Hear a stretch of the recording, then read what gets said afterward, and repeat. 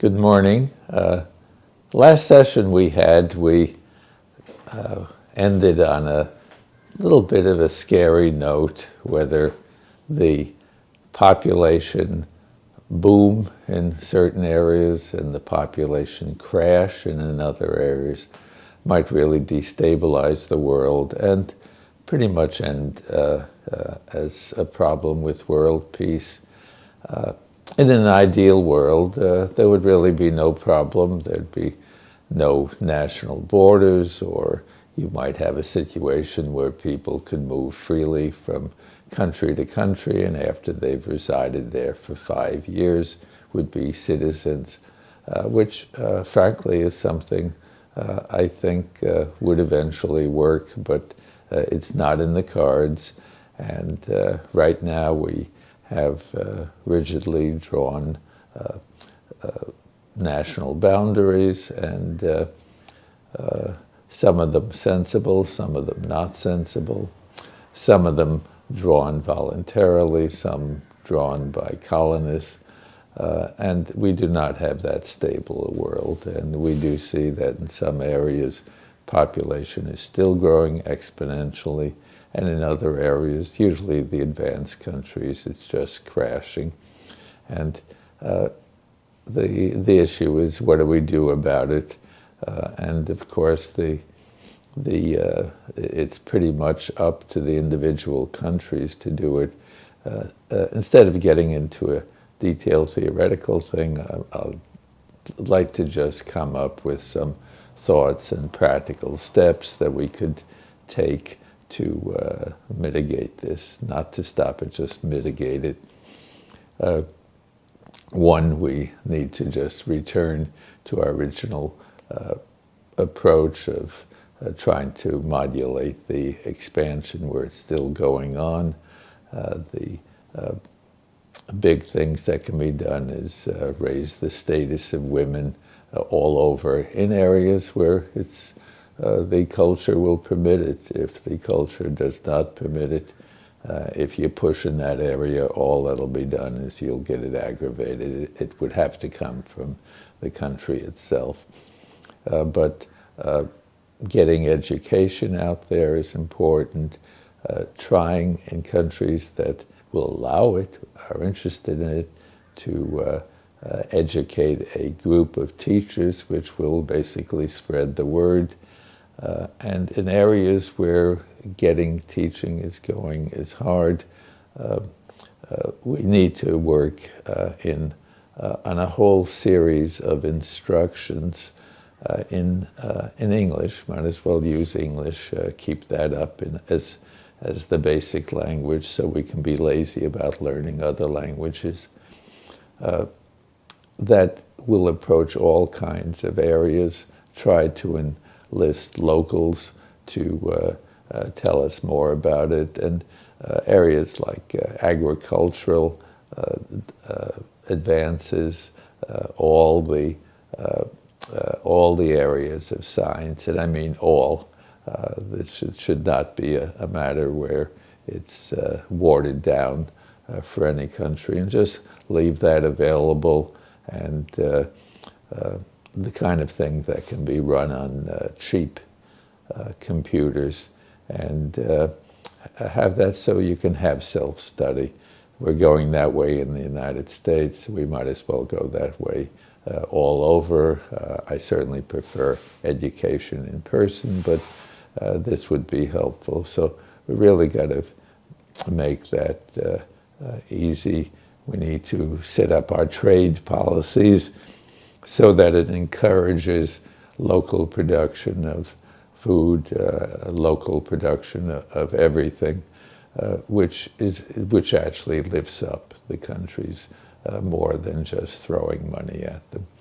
We very definitely want to avoid the Haiti trap, where we ended up essentially accentuating the feeling of dependence and having NGOs run it. That's not doing a favor to send money in that direction.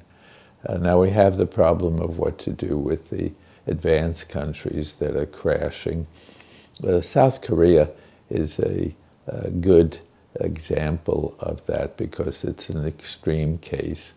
You have, instead of 2 children per mother, or 2.1 is the usual figure noted, which would produce a stable population. You have this crash. Well, let's see what has happened historically in South Korea. When the Korean peninsula broke up, the North was actually ahead slightly in economics. South was just really down the tube.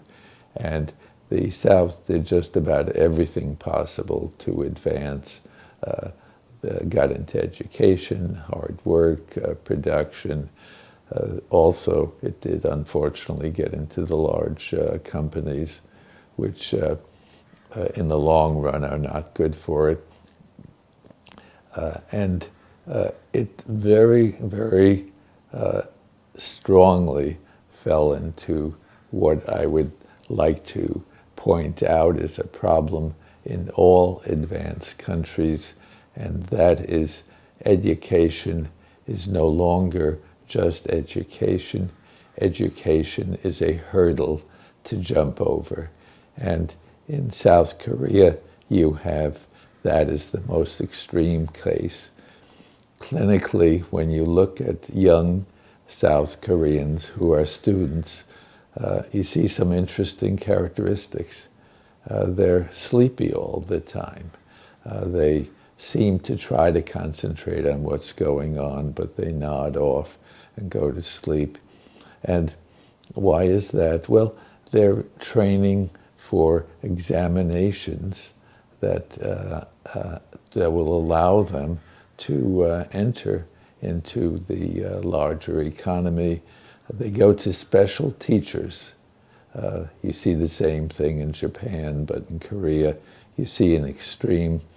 And the accent is study, memorization, techniques, and this totally confuses the purpose of education into this hurdle that you have to pass. And in many ways, for the young, it takes the joy out of life. It just is nothing but an unending obstacle course, and the feeling that if you fail, you're gone. You're not going to make it. And so in the advanced countries and all over, we really have to work out something where education is education, where it's not a matter of passing a test. The United States has a fairly good situation because we have a lot of opportunities for re-entry. You can drop out, you can go back, you can not do well, you can retrain, you can jump to another area. The countries that are going the way of this total, either you're an enlisted man or you're an officer and that's it for life, this causes a crash. It takes the joy out of life, and it's stupid. And this is something that has not been connected to the population issue, but it is of major importance and should go ahead on its own right. So I would say that and a myriad of other approaches which are being investigated in Europe should be looked at and followed very seriously. See you next time.